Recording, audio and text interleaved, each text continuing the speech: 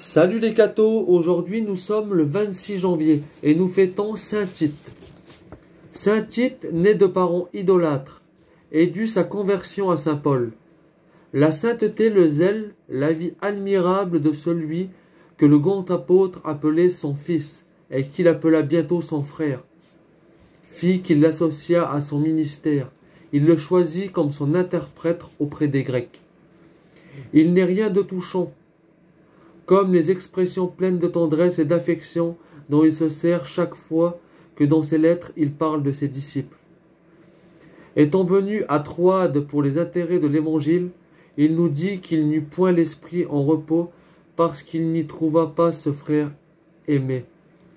Ailleurs, il s'exprime en ces termes: celui qui console les humbles, Dieu, nous a consolés par l'arrivée de Tite. Nous voyons aussi Tite accompagner son maître à Jérusalem et assister avec lui au premier concile. C'est alors que les Juifs convertis voulurent le forcer à se faire circoncire et qu'il réclama, en refusant avec énergie la liberté de l'Évangile pour lui et les gentils. Des divisions et des scandales s'élèvent alors dans l'Église de Corinthe. Pour les faire cesser, saint Paul envoya son fidèle disciple qu'il avait suivi à Éphèse. Tite fut accueilli avec respect et vénération par l'Église de Corinthe.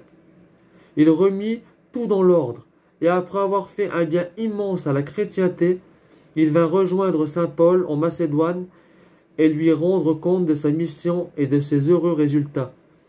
Le maître, heureux et content, renvoya quelque temps après le disciple à Corinthe porter les aumônes qu'il avait recueillies lors de son premier voyage, et pour préparer les esprits des fidèles à recevoir quelques Macédoniens que saint Paul se proposait de leur mener lui-même. 6 années durant, Tite accompagna saint Paul dans ses voyages, prêchant l'Évangile avec lui, et déployant un zèle infatigable pour gagner des âmes à Jésus-Christ. Quand après sa sortie de prison en 63, saint Paul eut évangélisé l'île de Crète, il laissa Tite pour continuer son œuvre.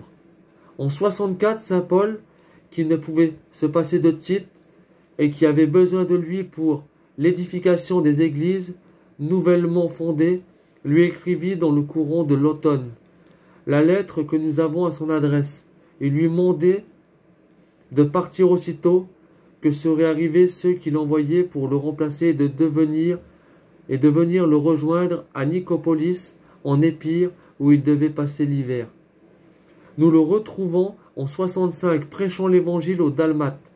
Après la mort de saint Paul, il retourna en Crète, gouverna sagement cette église et évangélisa toutes les îles voisines.